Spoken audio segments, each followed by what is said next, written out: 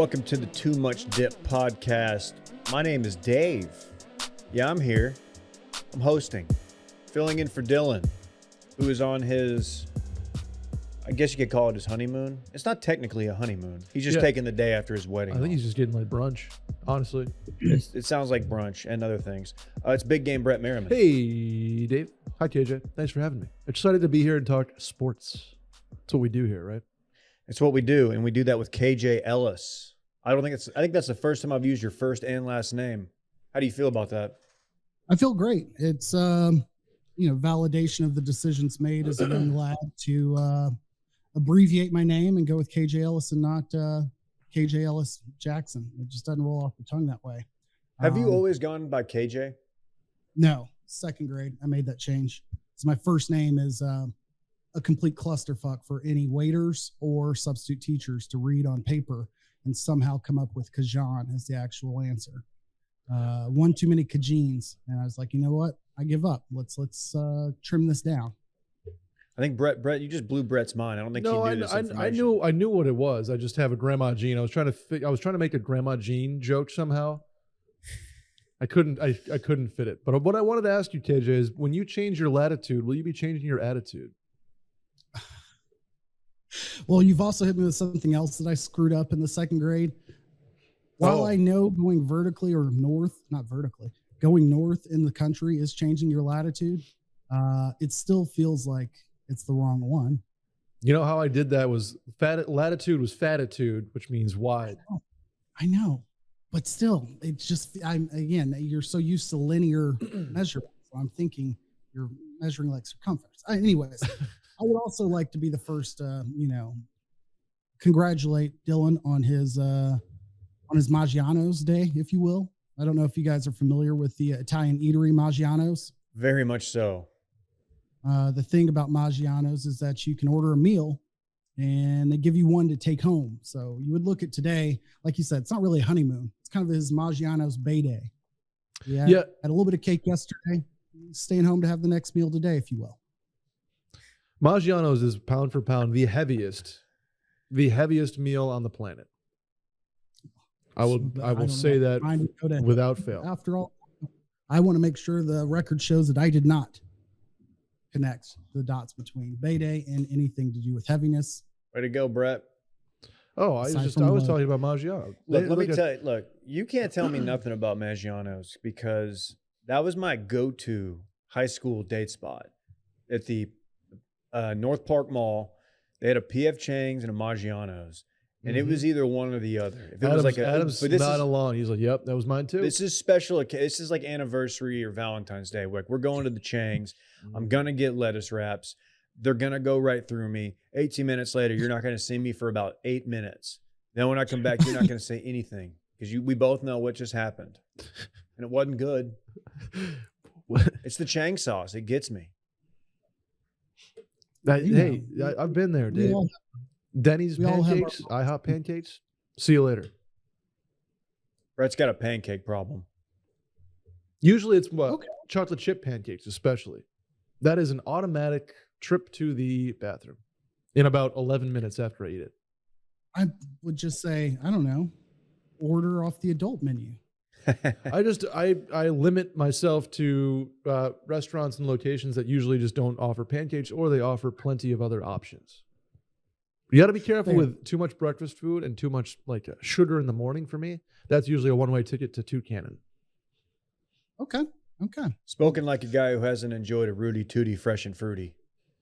It's been now that we've violated both everyone's lunch hour and HIPAA clauses, how about we let's dive into some of those sports. Good call. I know the two of you were quite occupied on what most would refer to as Draft Digest Day. But I spent most of the day breaking down draft grades for various NFL teams around the league because, it's the only thing to do. As a father of two, I had nothing better going on. I was just watching, Mel Kiper footage on top of Todd McShay footage, on top of insert another draft Hardo footage. And I came away with it thinking it was a pretty chalky draft, if you will, but there's no doubt about it that defense not only won championships, but I would say the results are in that a year or two after COVID years, whatever shortened seasons, abbreviated seasons, super senior seasons has resulted in fewer offensive prospects being available in the early rounds. That was kind of strange. So the draft has kind of been widely panned. I guess no kind of about it. And one of my group texts, somebody's like, dude, what is going on with this draft? This is just not hitting. It's the lack of quarterbacks, right? Like that's all it is. Because that's the easiest position to for the novice fan to like sit there and be like, okay, eye test, passes it or doesn't. Whereas like, they're not breaking down film on a guard. No, I love the draft. The Thursday of the draft, I always get super, super H for. Something about it, just the anticipation of your team being changed for the better forever, or you're the Fighting Urban Meyers and it goes the other way. But all I'm saying is I like the draft. I like that it was different because it's not just a quarterback fest. It was a Georgia defense fest, but Nakobe Dean didn't go where all the other Georgia defenders went. So I thought it was an interesting draft. It was fun to kind of throw a curveball this year. How much of the presentation in Las Vegas did you guys get a peek at, or the takeaway of like, hey, this whole thing's going on about 500 yards from where we were a few weeks back? Did that stick with you at all, the presentation of it being in Vegas? Honestly, I was trying to figure out like logistically where it was set up because it looked.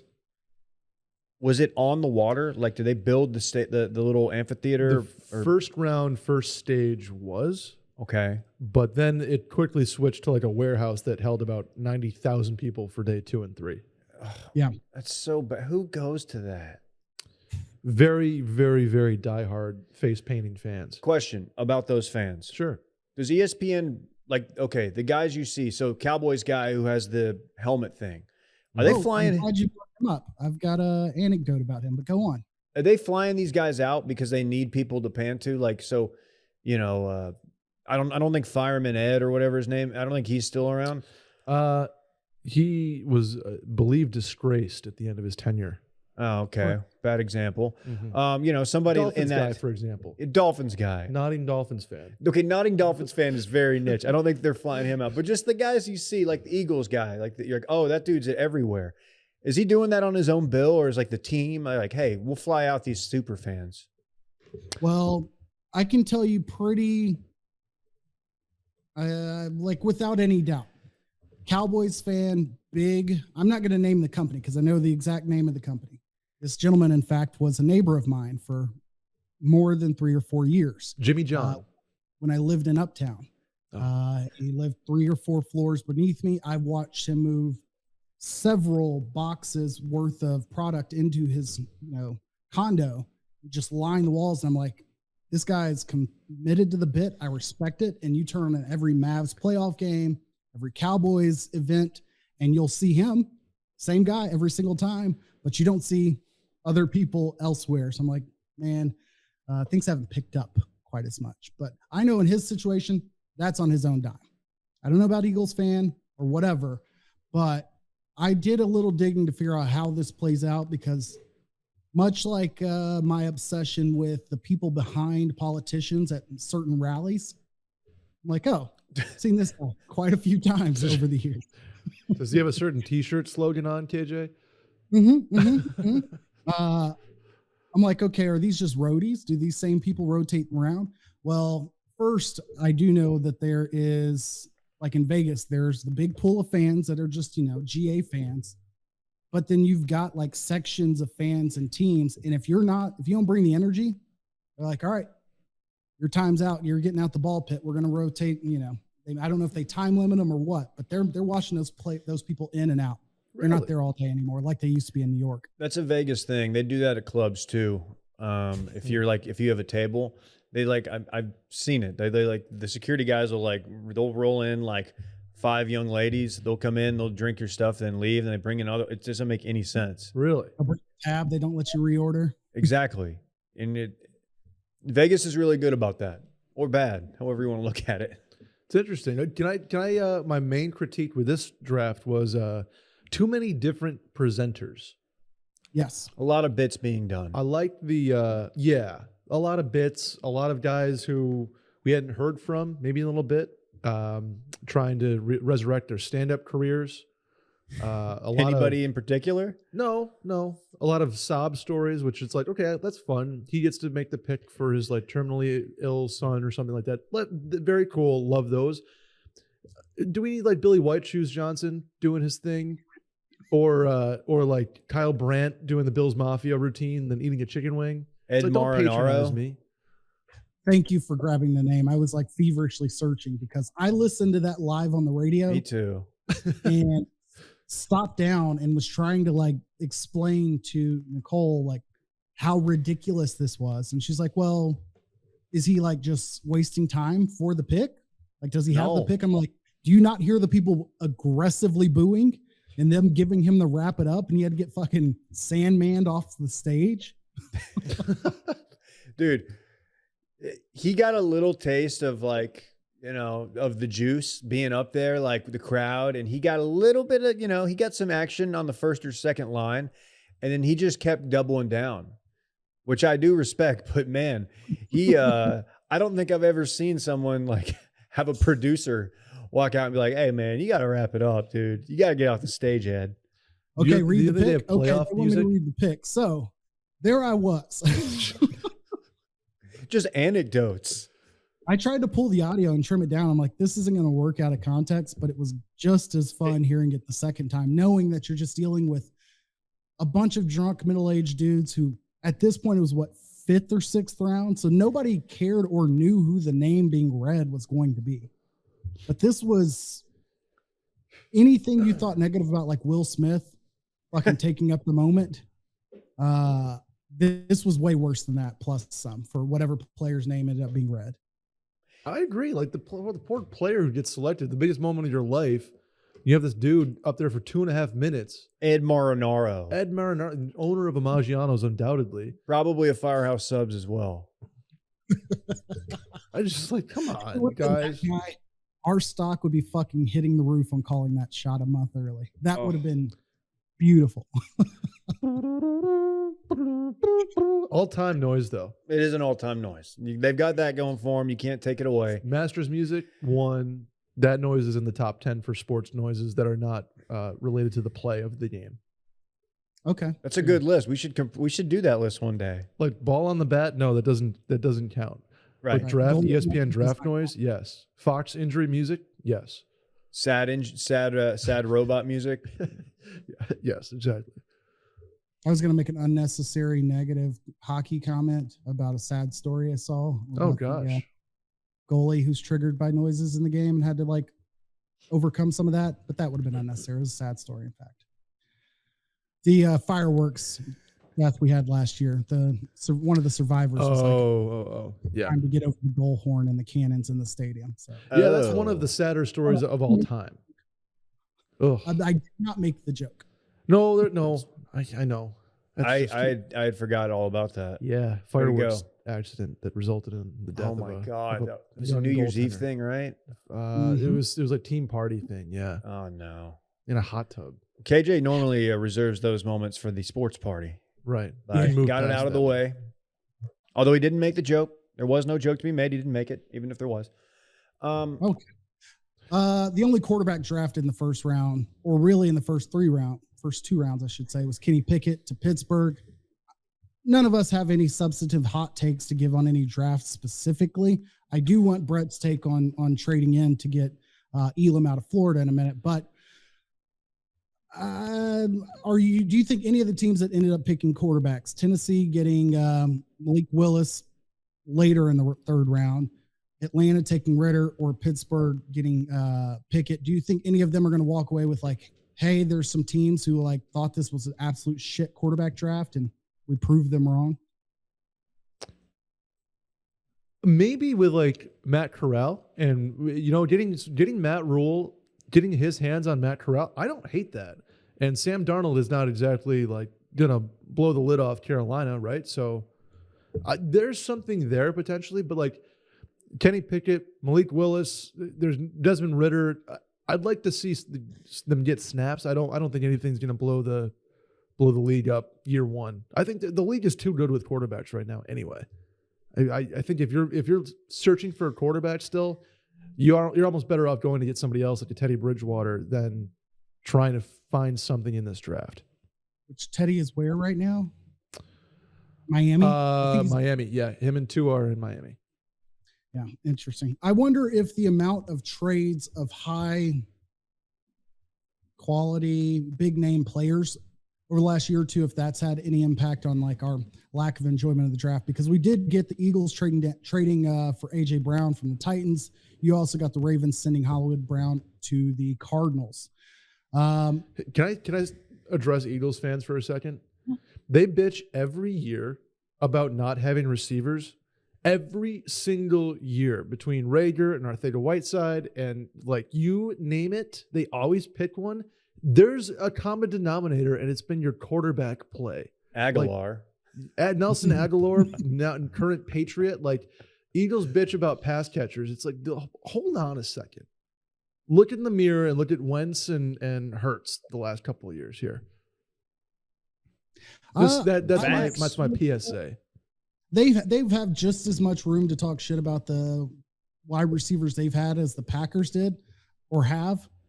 And the Packers have turned wide receivers into something, given that they've had a quarterback there to do it.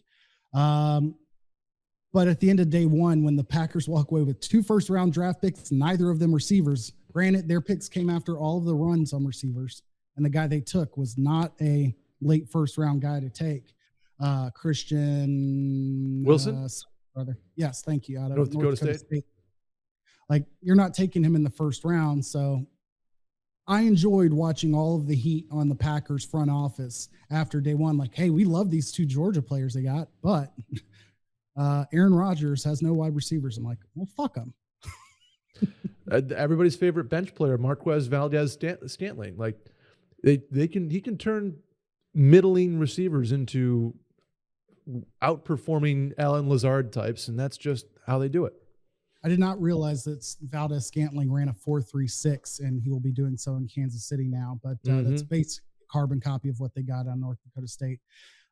David, any thoughts or concerns about how strong, quote unquote, of a draft the Eagles, or how strong of a weekend the Eagles and potentially the Giants had?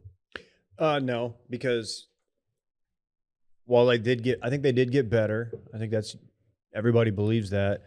Like Brett said, at least in Philly's case, who's throwing the ball? Like, what are they doing there?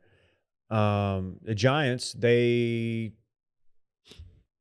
elected to not exercise the 5th year, right? Daniel Danny Jones. Dimes, yep. So what is that? Are they waiting? Is next year like, because everybody says, next year is the quarterback rich draft. So next year is the year they're going to target a quarterback in the first round. I would assume it's put up or shut up time for Danny. Yeah, which that I don't have a lot of faith in him, the combination of him and Barkley. So no, I mean, like, people have a lot of people have panned the Cowboys draft, at least early on. And I'm just thinking, like, with Dak, I think our window, I'm not getting any delusions of grandeur, but like 3 or 4 years. And maybe if New York makes that, somehow gets a good pick next year, picks a guy, I don't even know who's the hot name, but like, I think our window's down the line. Philly's the one you kind of worry about, just because Philly's the real rival. The team from Washington, I never fear anything they do, because they're just, at some point they're just going to have to fold the franchise, or at least, I don't know, because like every week there's a new Dan Snyder thing. Yeah, that's up there. That's sell the team. I mean, if I was a fan of the Commanders, I'd probably be more anti Dan Snyder than I am the Pagulas, and that's saying something. And you don't like the Pagulas at all. No, you've made that very clear. Every time I'm on this podcast, I have to throw a shot in. They took defense too, didn't they? Commanders took another DT, didn't they? First round? Yeah. I don't remember. They went defense heavy as well, but it's weird because I don't care for the organization at all, but I really like Ron Rivera. I have a great story too. I've got no qualms if he is successful. I don't need to see Dan Snyder being successful at all, and there's really no parsing that out right now. I did have a note here. I don't realize, I'm not sure which one of you added it, but SMU had 2 players drafted. Oh, With I appreciate y'all highlighting that because that was 2 more, I think, than Texas, Texas State, Wow, TCU. Didn't have to mention Texas State. Everybody, it's kind of given, bud. No, seriously, no Longhorns drafted, KJ? 0. Well, didn't they have like Longhorns, BJ TCU, Foster? Isn't he like a dope safety? No. Wow. And Man. only one person from Auburn. I threw Auburn in there to get a straight. Like, they had 1 drafted. I could have picked Oregon. They only had 1 player drafted. Granted, he was the 5th pick overall to New York, but that was their only draft pick, which it makes me wonder if those teams were really that talent depleted, or if we get to the point with some of these drafts where we rely too heavily on the outcome of some of the games and the records of some of the teams. Because yes, Georgia was absolutely loaded with talent. Were they 15 players getting drafted loaded with talent? I don't know. Methinks there's some was it rising tides lift all ships kind of situation there? You look at what the Texans did. Unless you played in Texas or the SEC, the Texans apparently didn't scout you. I'm sorry, Lovie Smith, but that was pretty questionable. All of their draft picks came from the South or Southeast or Texas. And I'm like, you just didn't have enough money to pay a guy to go fly and see anybody play in the Pac-12 or in, I don't know, the Big Ten. You can't tell me that every single time that the draft rolled around to your side, like nobody else was available or worth considering. And that's, of 250 players, that 98% of them, are only in the SEC. Like, that's silly. Well, that's because Easterby was the team chaplain. He doesn't support any player, not that that's from a secular state like the ones up north. That's a great point. That's true. There was some value found later, and I guess it was day 2. Was that Lil Sass who got drafted? That was one of the that. funniest videos I've ever watched in my life. Oh my God. That was really good. And people were like, "Oh, you copied this person?" No, he didn't. That was completely original and fucking so well done. Shouts to Lil Sass. Shout out to Little Sass. I think You did ask about Kyer Elam, KJ. Yes. What was your thought? Of the teams that I saw with less than glowing reviews after day 1, is, Packers only got knocked because they took the best players and they didn't fulfill their dying need at wide receiver. Yes. Cowboys similarly, took some heat for who'd they take in the first? The tackle from Tulsa, Tyler right? Smith. Oh, yes, for maybe reaching there. Obviously, Sean McVay laughed his ass off publicly at the Patriots, but again, that's weird. Who was left at tackle for both those teams. The Bills show up and make, I guess it was the Eagles, look like geniuses here. Or no, the Titans. Whoever it was flipped a pick basically for this, giving it to the Bills. And the Bills took Kyer Elam, who people thought was strongly considered a second rounder. Yeah, I don't hate the athlete. Anytime you get an Elam from Florida, like Matt Elam, former Chicago Bear, on one of my favorite safeties when he came out, but rangy, lengthy guy. So I'm never going to hate for like an athletic player like that from Florida going to Buffalo. I don't like trading up. You could have just sat there for 2 picks and got him. I don't think there was any danger of him going at 24. So you could have just got him at 25. This is like every Cowboys draft from like 15 years ago. Just like weird. Like, this why was did the you have to do that? conversation. Yeah. Is unbelievable. I did like when they went James Cook next, running back from Georgia, Dalvin Cook's little brother. Great pick. And then next with a Baylor linebacker, Dave, Terrell Bernard. Good player. Who Baylor I had think 4 players drafted. Big 12, like either the leader in tackles in the Big 12 or first team all Big 12 a couple years in a row. He did not get the pub that Jalen Petrie got on that Baylor defense, but he was a key to that defense. Yeah. So 3 picks, two big needs, defensive back, and Elam can kind of play corner, safety. He's a huge dude. Running back need, and then linebacker probably their biggest need. So don't hate what they did. And they got the punt god, Matt Azaria. People were mad about the punt god. People were mad that he was not the first punter taken in the draft. It's insane that he wasn't the first. What's the story there? I didn't break down any of his punting film. He just fucking he nukes balls. Yeah. And he's a lefty, San Diego State guy, right? Yeah. Outside of that punt that has yet to land in Lubbock, he too has had a punt or two that has gone viral for all sorts of reasons. I butchered that word, but he's up there for the same similar reasons. Sometimes at night, I just go outside, take a deep breath, look up to the stars, and I just think, man, that punt's up there somewhere. It's got to come down at some point. Hey, one of I'd my also favorite like to- picks for your Cowboys, Dave, Sam Williams, Ole Miss defensive I end. thought you'd like that. Yeah, he's the term one trick pony gets thrown out a lot, but I feel like that one trick he has in being able to pressure the quarterback is a really good one. But yeah, I'm not going to act like I knew much about him before, but we obviously lost Randy Gregory in the offseason, so you got to do something there on the edge. But On a tremendously porous defense, he was probably the most respectable player. okay, He had 12 plus sacks. He can ball, man. The SEC, and they knew he was the only one they had to watch out for. He still made things happen. so he's getting game planned for, is what you're saying. Absolutely, yeah. He's got some allegations that I think have been sorted through. Charges dropped. Charges dropped. Okay, Sure. So there's that part of it, but Obviously, he didn't do anything. I can't speak to that. I've not reviewed nor passed judgment on these, but the football player is a good one. Fair. Randy Gregory had some too. It was just pod. It was definitely in a different ballpark. Yeah, the Cowboys draft, I'm fine with it. I don't really get that excited over it. Last year was different because Micah Parsons fell to us, but What a freaking pick. yeah, and the funny thing about that is people forget had like one of those corners been there, Cowboys absolutely would have drafted a corner, and Micah Parsons would have gone wherever, and the rest He is would have history. only gone to Pittsburgh or to Baltimore. Oh my God. Like that's the type of player that Pittsburgh and Baltimore hit on every single year, it seems like, which shouts to Baltimore, like trading away a wide receiver like that when you know the wide receiver market's overheated, so to speak, and you've got an undersized, talented, but not franchise changing wide receiver like you had in Hollywood Brown.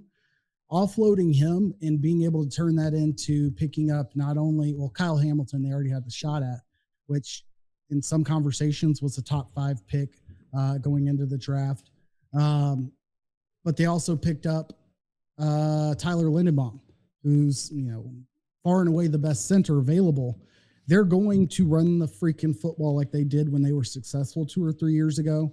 I think this is the biggest commitment to saying, like, we know what Lamar Jackson's skill set is. We're going to stop like overextending ourselves, pretending like it's a lack of weapons that's going to get them there. They may still end up with like or Julio Jones or something like that. I don't know if Julio's signed already, but they may end up with another big body around. But it's the Rashad Bateman show as of now, which they spent a first-round draft pick on a wide receiver last year. So why are you going to stick around with 2 of them and then overpay one of them? Has it been confirmed that Hollywood asked for the trade? Unsure, but I think that it had a lot more to do with him seeing them draft a number 1 wide receiver in the first last year, and then probably whatever direction his contract talks were going. And he wanted to play with Kyler. Kyler's his boy. I really like the Ojabo pick too, the kid from Michigan, the edge rusher, because he got I think he tore his Achilles at his pro day, and he was otherwise a very much a ACL. first round pick or whatever. Yeah, and No, it was at his pro day. It wasn't at the ACL. He had a 1-day pass. He got out of there healthy. just imagine speaking of ACL, actually, the worst place to get is injured. Baker Mayfield traded yet? Are we on Baker watch? No, but he has one less place to go now, I would say, with the Matt Corral pick potentially. Did Seattle sort out their quarterback needs? I do not think so, right? Like they're still rocking Drew Lock. Oh gosh, I like Drew Lock a lot, and I liked the change of scenery there, but I don't Wait, know. who's he competing with? Because I think I saw somebody on the TL. Whoever that is in the running for QB1 is beating out Drew Hold Lock on, from what I've will- seen. I will tell you right this second. It is Drew Lock and Geno Smith. Geno Smith. Let's go. And One of my wild favorite college card, players. Jacob Eason out of Georgia. Yeah. Oh, Georgia. Yes. Oh, was he Washington first in Georgia? Jacob Eason, think- yes, he was. Maybe. Who knows? Who? What are and then the Georgia quarterback? One of them just left. Not is JT Daniels, right? Correct. He is now at West Virginia, I believe. Oh, I'm sure that'll be no fun. Not Dana Holgerson, but the other guy, Matt Brown, former coach at another place. I've got all the facts today. All right. Well, that's the draft. All of your teams are going to win a ton of games, not including the Jaguars, who had a strong day, but it's easy to have a strong day when you have the first overall pick and several picks to follow. We did pick up a running back out of we picked up Connor. Name has escaped me. Out of Ole Miss. Is that what they do? Yeah, absolutely. Okay. They do like the Heath Miller thing, where it's just like Snoop every time he touches the ball. It's kind of cool. They also picked up Chad Muma from Wyoming, one of my favorite linebackers. I love that pick. To be very generic draft guy. Look at y'all draft guys. We did all right. Very cool. Do you guys want to go through every team and give your grade? No, I'm good. Okay. Everybody, hey. Can I give a grade on these jeans that I'm wearing right now? Sure. A+. They're Muggsy jeans. Wow. How you feel about that? Muggsies are the most comfortable men's jeans on the planet. They recently sent us some, and the only problem is that we all have the same whitewashed pair. They're not whitewashed, but they're lighter paired. Yep. And we all kind of wear them at the same time, and I feel like we need to coordinate better. We do. They're the same pair, but it's because they look so good that I'm just going to keep wearing them. We made Will DeFreeze, noted not jean guy, a jean guy. What's the secret here? They're built with a proprietary stretch denim, and these jeans look stylish, but it feels like you're wearing sweatpants. Can I ask you what the mix is, Dave? No, I can't because it's proprietary. It's proprietary. I was going to say, I really don't know why you put me on the spot, but good. The stretch jean for men, they're the first to do this. Comfort anywhere. The fit's ideal. More room for the boys. And of course, by the boys, we mean like your genitals, right? Yep. That's what we're talking about here, KJ. Can confirm. There's no bunch. Never too baggy, never too skinny, always just right. They feel good. Over everything, they represent comfortability and style. Wearing Muggsy jeans, you will never sacrifice feeling good for looking good. I've had some expensive jeans in the past that just did not feel good. They looked okay, but wearing them, they just didn't feel good. Muggsy jeans look good and they feel good, and that's the most important thing. Free your balls once and for all. Agreed. Been saying it for years. They're also breathable. I'm going to give them credit. I went out on a hot day in Mugsies, just testing the waters. They passed the test. Do your legs a favor and head on over to Muggsy.com to pick up a pair of the most comfortable jeans we've ever worn. That's Muggsy.com, and enter promo code BANG for 10% off your entire order. Again, Muggsy.com. Use promo code BANG for 10% off. Free your balls once and for all. Speaking of ball, ball is life. Hey, so the next 8 days of my life are going back and forth between NBA and NHL playoffs because I don't think there's a day off in the next 8 for Dallas teams. I was going to say, did it line up so that you are on no days off schedule? Friday, I believe, is the only day off. Is there no game Friday? I believe Friday is the one day of reprieve. Could be wrong, but either way, the Stars and Mavs are playing on alternate days in the worst time zone. Yeah, we'll focus on the NBA right now. The Mavs got that old 9 p.m. Central tip tonight. Mavs Suns. Quite literally, no one in the media has picked the Mavs. The best I've seen is Suns in 7, and I get it. That's fair. I think most people expect them to be back in the finals. The Suns, that is. But is Booker healthy? Yes, he played in their previous game. Because that feels like a bit of a story. If he's not. Also, both sides. I watched the last Mavs playoff game, and I knew this going in, but I didn't quite realize how involved Mark Cuban is on the sideline.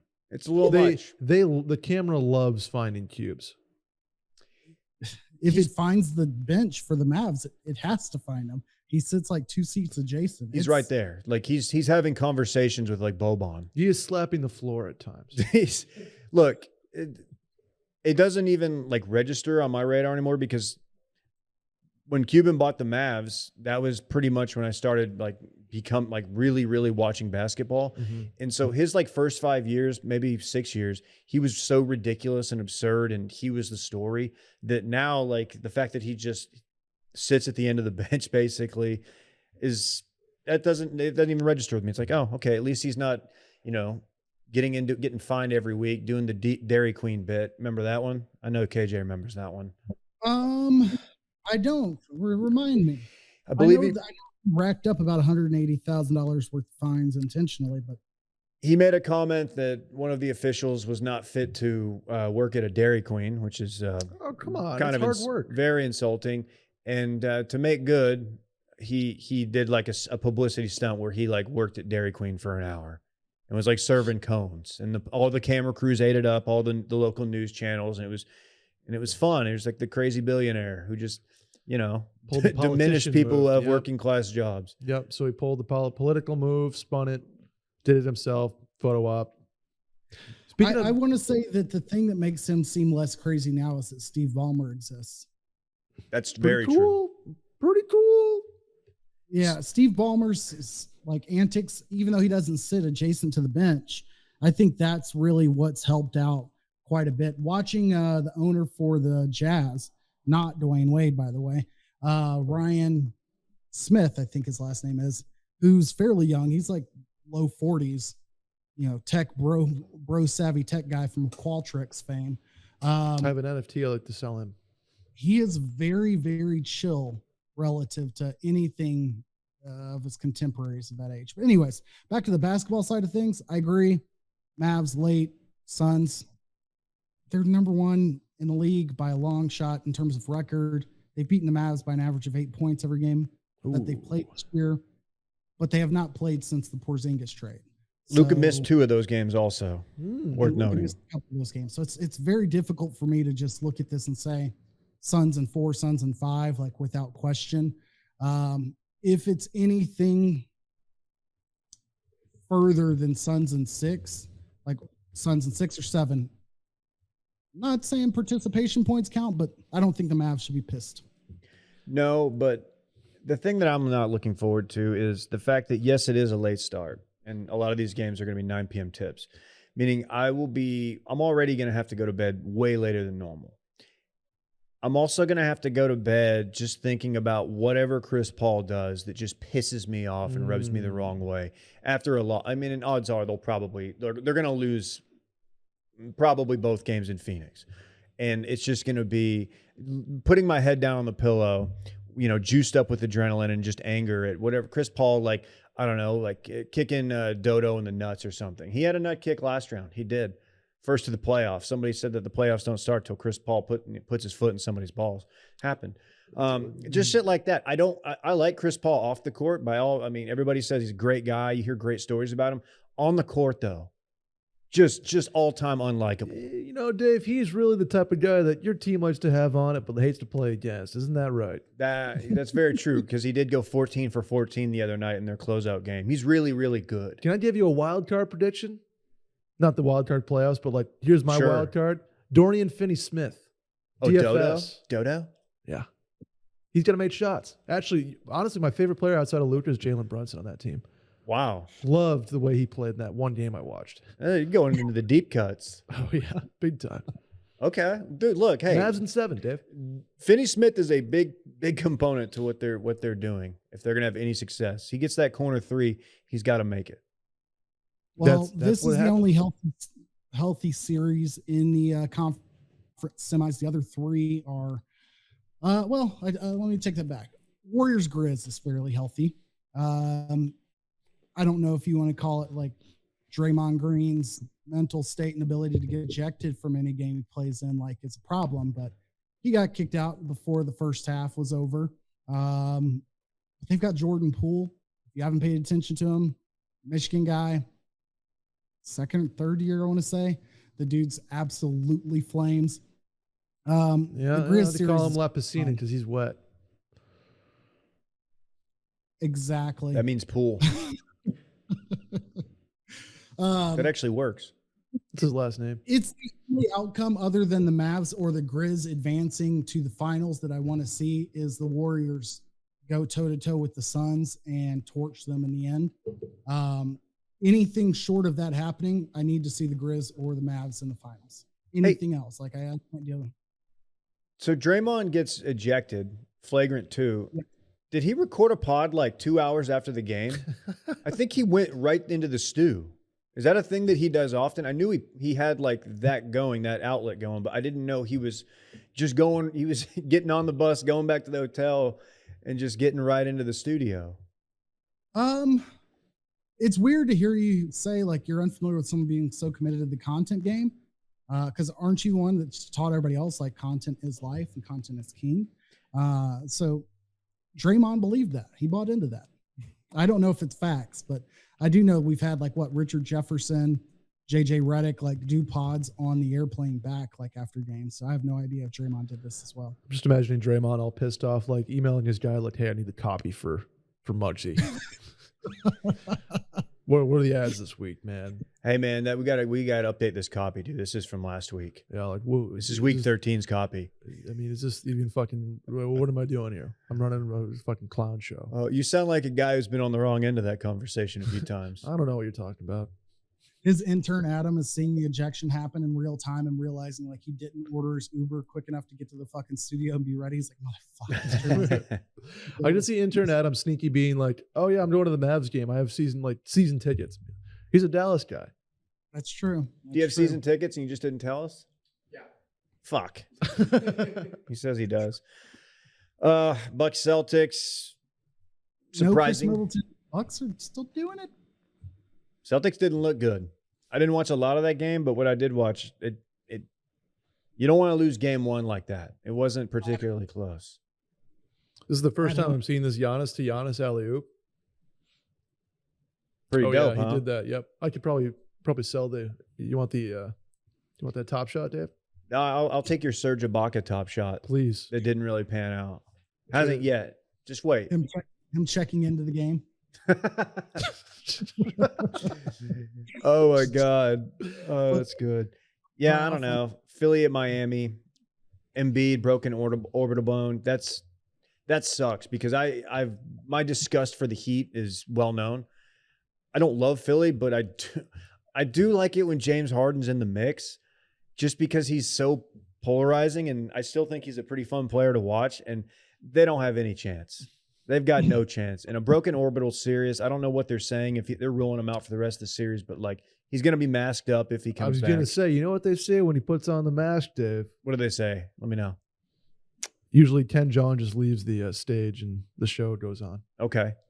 That's a Rudy Giuliani reference. Fair. Yeah, the Embiid issue was controversial, or the injury was controversial because he got hurt when the Sixers were up like 25 points in the fourth quarter with 7 minutes to go on Toronto. Granted, Toronto had their starters in. Was Doc Rivers' defense of why he didn't pull his starters. I would say 7 minutes is a little bit early to be, calling timeouts, pulling out your starters and giving the standing ovation. Because in the NBA, an 8-0 run, a 10-0 run can happen in much less time than that. So sure. I don't think he should have been just iced up on the sideline because that was game 6. So if they lose that, it goes to game 7. Like that's not a for sure thing that you blame Doc for. I'm not saying he should be blamed for this because we talked about this in a group text. Like that elbow that had a message behind it, right? But the prior play, he didn't have to hit the Jason Terry arms out runway after, you're up 28 or whatever it was, and Embiid's running back down the court on the runway. It's like, dude, come on, man. Like you arguably shouldn't be out there. Don't do that. Next thing you know, his countrymen, they're both from Cameroon, right? They are. Okay. Yes, I understand, but yes. Did I say that wrong? No, I think that was right. I'm just laughing at his countrymen still. No, like, so people were saying like, oh, dude, well, I did read something. It's like, no, they know each other. He wouldn't have done this on purpose. That looked like it had bad intentions. Like, so I don't know what their relationship is. But. I would say familiarity doesn't usually like result in like people easing up on one another in sports contests. Like if anything, you've got like some of the, okay, I'm gonna prove that I'm better things going on and shit like that happens. Like they're not malicious after the fact. They're not trying to injure the other person, but they're certainly playing with a level of aggression where this thing happens more often than not. Well, I should say more often, but it certainly happens. I'm not going to my MGM app or anything like that with my picks, but again, I expect to see Mavs Suns. I expect to see the Bucks Heat. I don't want to see the Bucks play either of those two teams. I'm sorry. I expect to see Warriors Suns and then Bucks Heat. But I don't want to see the Bucks play either of those two teams. The Heat, as much as I hate them, I respect Eric Spoelstra, and they're a much more balanced team to go against the Suns or the Warriors.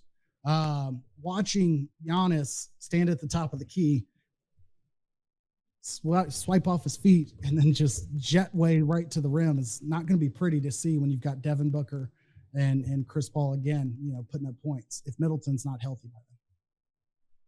Yeah, I would. The more I'm thinking about it, I would not mind should the Mavs not advance. I would not mind watching this Stephen Curry, Splash Brothers, Curry and Clay take Chris Paul out, because I'm just thinking like how mad he would get as Curry's like hitting a shimmy or something.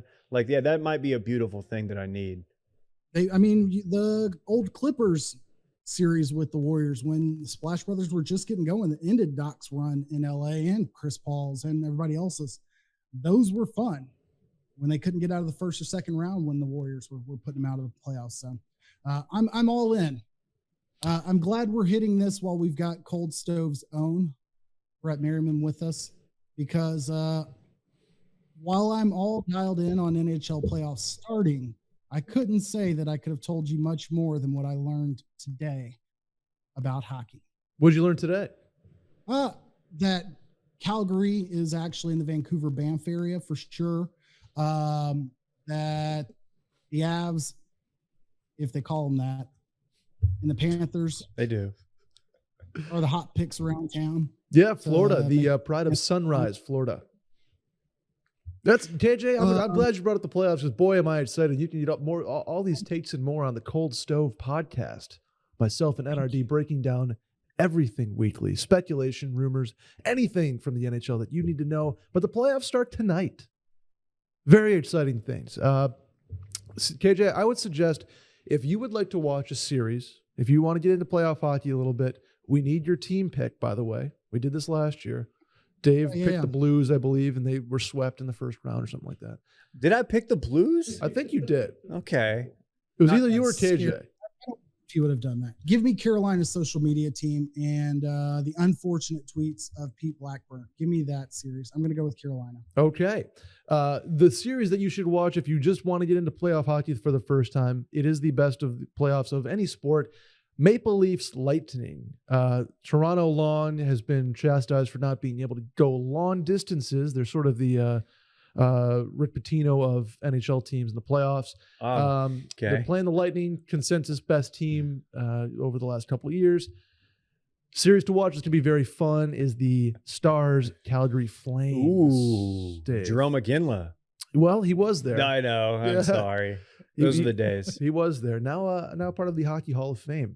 Great Very player. happy for him. The Flames have Johnny Gaudreau, Boston College's own, and versus the Stars. A bunch of guys. Sagan. Jason Robertson. There you go. Jason Robertson. Rupe. Joe Pavelski. The list goes on. Oh, you mean Pavs? Pavs. Yeah, I've always thought that this is really all about how well the Flames attack the first line of the Stars. Like, they've done well in leading themselves to the Pacific Division, title this season. They have. They'll have a plan in place.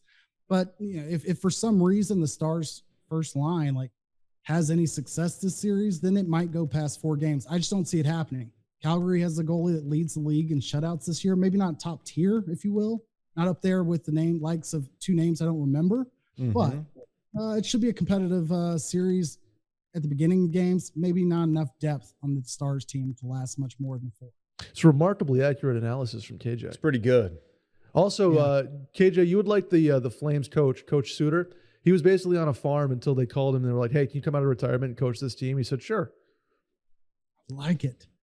Good dude. I would also like to bring the attention to the listener to say that applaud both David and I for respecting Brett so much that neither of us forced in Rick Pitino enjoying busing at Maggiano's jokes during your rundown read.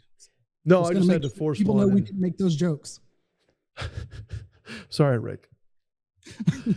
Exciting stuff. Though the playoffs are some of the best time of year for me because the game is such an elevated state from where it usually is. Like playoff basketball kind of slows down.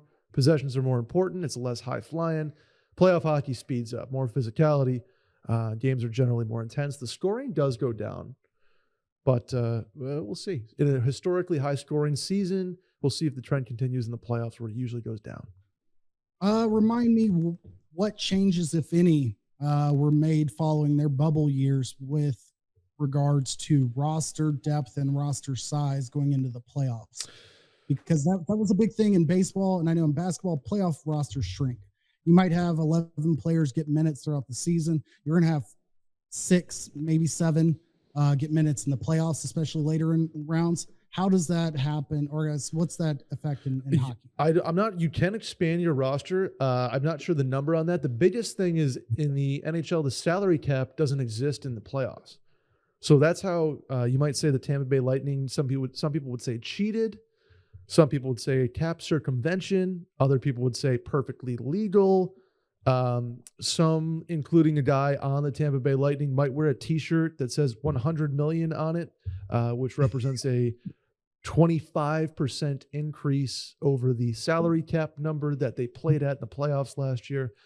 So there's some ways to take advantage of that system that the Tampa Bay Lightning did last year. The Vegas Golden Knights would have done it this year, but the biggest change, Cage, is the broadcast networks. All ESPN, ESPN2, TNT, and TBS, and ABC. So we're getting a whole new crop of analysis we have all year, but the first time they're doing the playoffs. So exciting stuff. So I can take Speed TV off of my favorites? I feel like the NHL playoff was on a stupid channel like that. It used to be on Versus, if you remember. My God. Outdoor Life Network. Those are the days where you would watch hunting right shows. After, like Bone Thugs and Harmony and Wu-Tang had a battle, then hockey would be played, right? different version. Oh man, Dave, who is your? So I would assume you go Stars, right? Stars and 7. Stars and 7. I think the Stars are going to make a little run. You're going to see Segs turn it on. He's putting the puck on the net, just not in it. Anyway, you know what? That's true. He's got to finish. Series comes down to speed. He's never had a problem finishing until recently. But yeah, it comes down to speed and what KJ said. Thanks. That's it for hockey. Exciting stuff. See you on Cold Stove every Tuesday-ish with myself and NRD. That's pretty good. Can't wait. You guys want to party? Oh, yes. This is the section of the podcast where we talk about sports, some lesser-known stories. But while we're doing that, we also party. Real quick, before we party too much, I did want to take a moment to, give T's and P's to James Madison University. Recently had catcher who was a big part of their softball's national title a couple years back. Unfortunately, died of suicide. Oh gosh! James Madison University has opted to cancel the remainder of their seasons while they're grieving, and my thoughts are with them. All right, go ahead, Dave. You want me to do the sports party now? Follow that up, Dave. T's and P's. Is Lincoln Riley tampering? What's going on here? Is he recruiting guys into the portal? Did you guys see this? This was the story going around yesterday and the day before. Training like Blitzoff winner, right? Yeah, Pittsburgh's Jordan Addison, right? Makes no damn sense. So he said that he was entering the transfer portal. Apparently didn't officially do so, but then was seen in Los Angeles? ? That's the rumor. And apparently, what's Pittsburgh coach? Is it Arduzzi? Pat Narduzzi. Narduzzi. Apparently, he had some choice words for Lincoln Riley on a telephone call. So that makes sense. The portal. People are mad. I need to figure out the portal because it seems like every other day somebody's like, "Oh, portal's closing." It's like a restaurant. The portal closes for the afternoon and then it's back open tomorrow. It's like there needs to be rules on when this portal is open and shut, and I'm sure there will be going forward. But the portal's open every other day, so I don't understand those rules. I'm like, all the old Miss sites are up in arms. It's like, oh, transfer portal closes tomorrow. Better get our commits in. And then 2 weeks later, it's like, oh, your name just entered. And I'm just doing. I sound like all the guys in Louisiana and Mississippi that follow these things religiously. And Now I'm one of them. Do you want to know some facts on the portal? Hit me. May 1st was the deadline for players to submit requests to enter the portal to their schools. Then the schools have 48 hours to put that player into the portal. So we'll know by today or tomorrow because he has not officially hit the portal yet. Just look at It's off the dome. Just look at transcripts. People, some schools post who has enrolled in their school. Like he's enrolled in like math, 307. A lot of the times you can just look up a directory name and be like, oh, he's enrolled at USC before anybody picks it up. I'm not doing that. Well, I can tell you Mark Emmert won't be making those rules because as he's been the president of the NCAA for the last 12 years, and I would say nobody has the opposite thought that he's just absolutely dog-fucked everything about the NCAA over the last 10 to 12 years and does not understand how to manage this NIL situation. It's due time for a change. All signs are pointing to big mega conference, super SEC, Big Ten alignment type things in football. We can save that for another day, but as I would say on PTI, happy trails, Mark Emmert, GFOH. Yeah, I won't miss him much. He's the ultimate case study in like, what if I just leave an absolute clusterfuck for the next person and see you later? I'm going to go gas my millions of dollars I get per year for running one tournament that makes any money and fucking up women's sports because they're not given anywhere near the same level of attention. So good riddance. We wish him well. Sort of. Also, good riddance to Dodgers pitcher Trevor Bauer. I know, David, you had some thoughts in a group text. I didn't. With you weekend. Not me. It's not this guy. Stand far away from it. 2-year suspension was finally handed down by baseball, MLB, if you will. My take, if I want to go there, I don't. But he does. He's going anyway. He's partying. I'm glad the announcement was finally made. The whole ongoing renewal of suspension 2 weeks at a time was a little bit weird to me, especially since he was being paid that entire time. Now I think the assumption is now he's suspended, he's not going to be paid. Given that, what do you call it?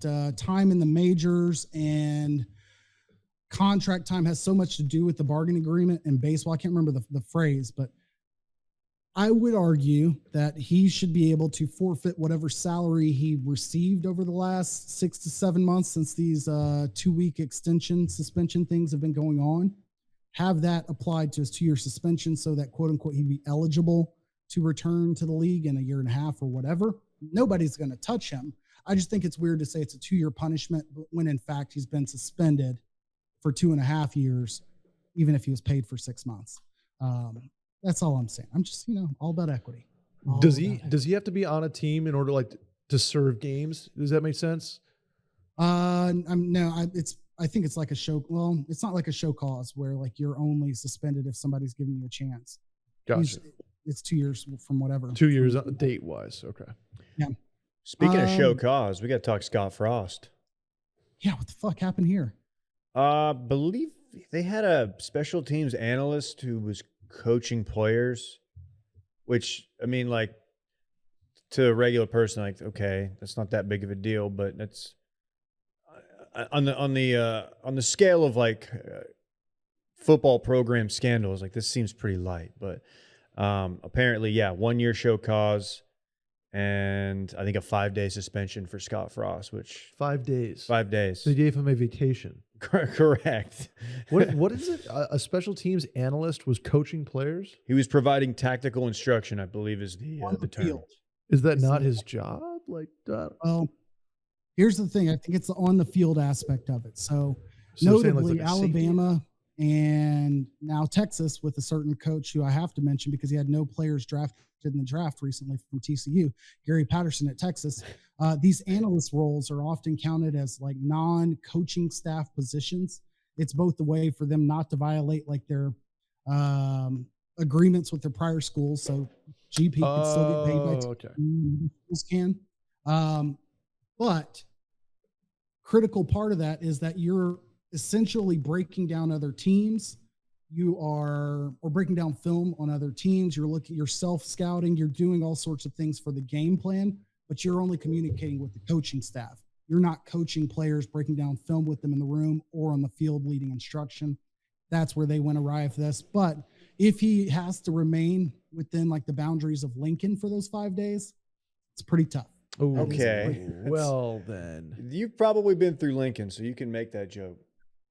I've driven through there once. I might go through there. No, I'm not going through there soon. I stayed at But, a Hampton Inn in Lincoln.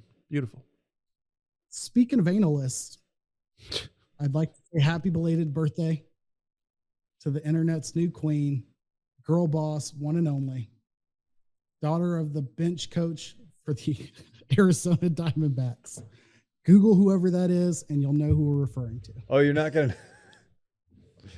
Well, I am Googling right now. He might have coached a franchise that is near and dear to my heart. Oh. Managed, I should say.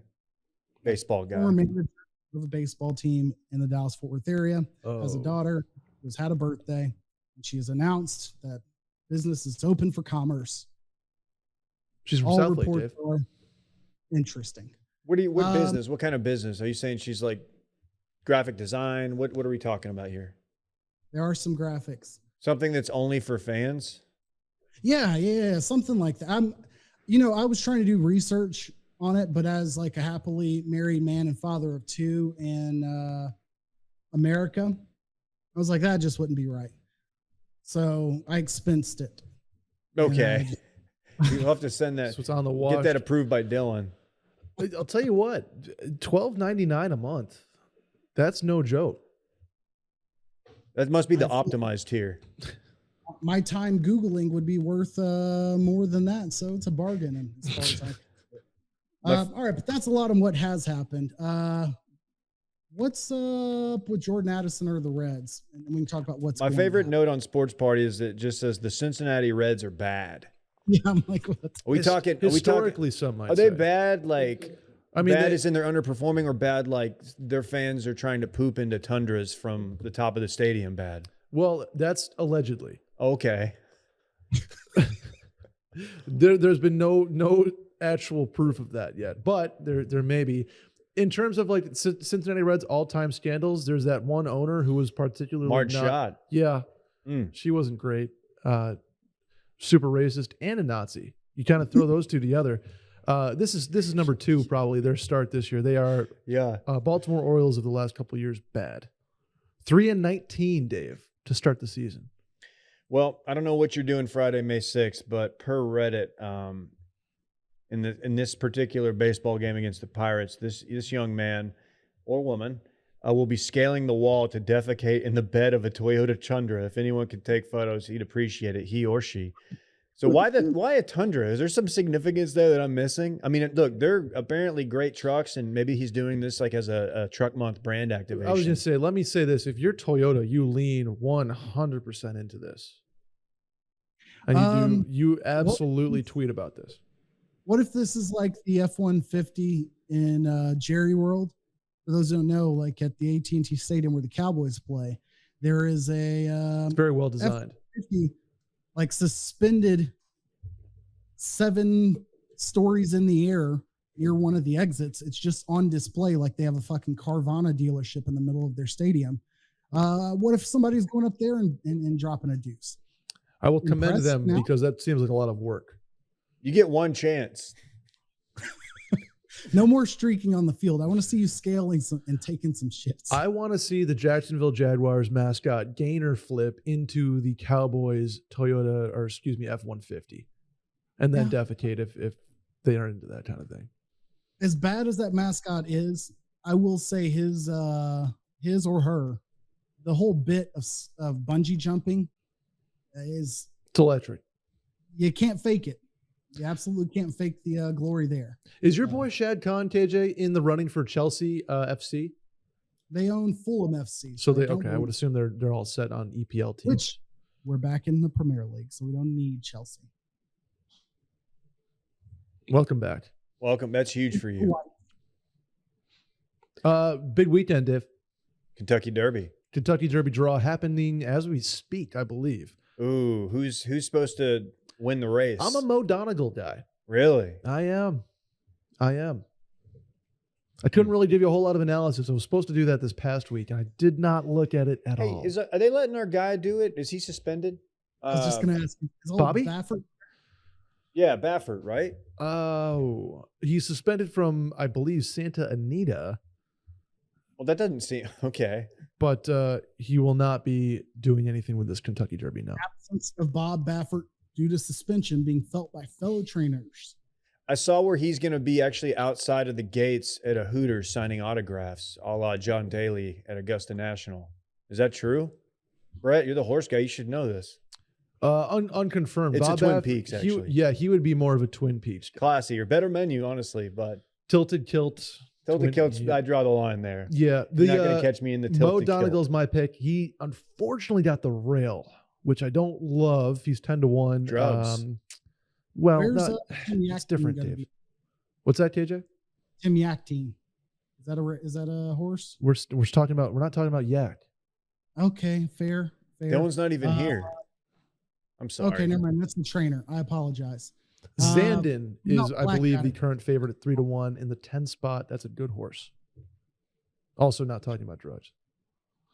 I'm bringing these names up because there's a list of 4 horses that were Bob Baffert's horses that have been moved to Tim Yak team. I thought that was a horse's name because it's a stupid fucking name. Apologies.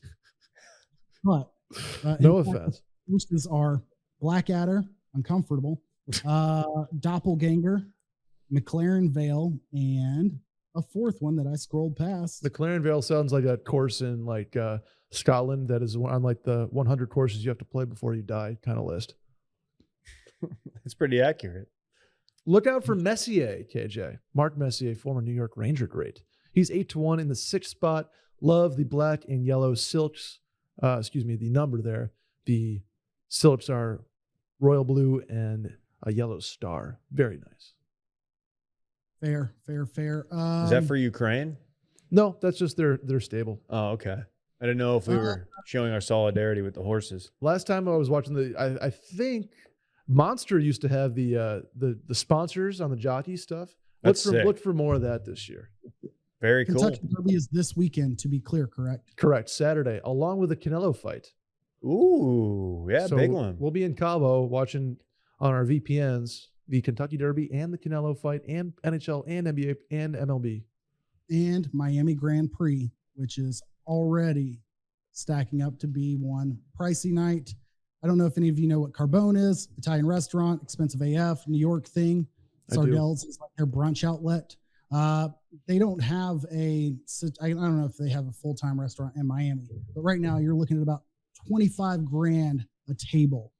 Just for the res? Just for the res. Inflation. Thanks, Joe. Nope. We actually just got a Carbone in Dallas. It's right across Correct. from never mind. I don't want to give away my girlfriend's housing location, but Well, I kind of just did. Yeah, you kind of did. That's all right. What would this podcast be if we weren't doxing our gals? Doxing Our Gals sounds like a podcast that somebody does that's like never mind. It's just I'm a gonna stop. gossip I'm gonna pod. stop. I'm gonna Okay. stop. We can get out of here. KJ, Sure. thanks for popping on and piping on. I don't know why. That was weird. Brett, thanks for filling in. Hey, thanks, KJ, for piping. Thanks for me filling in. KJ, when do you move? The state of Texas has my rights for approximately 2 more full weeks, and then I will be doing both this job and my other from the road. And road dog. and then I'll be tuned in from a basement in Madison, Wisconsin from then on. New studio vibes. Guess we're gonna have to do a Madison meetup. Oh, twist my arm. We'll I bring would J-Bone. love to. Everybody, J-Bone has made me like a believer in Madison, and I never even got close to stepping foot You there. were always a fan of her content. Okay. We will leave now. Bye-bye. Dip, that's all I know. I don't want my chips plain. I want my chips with the dip. He's so proud of himself. I'm sorry, I had to. Oh man, that's a fun. Damn.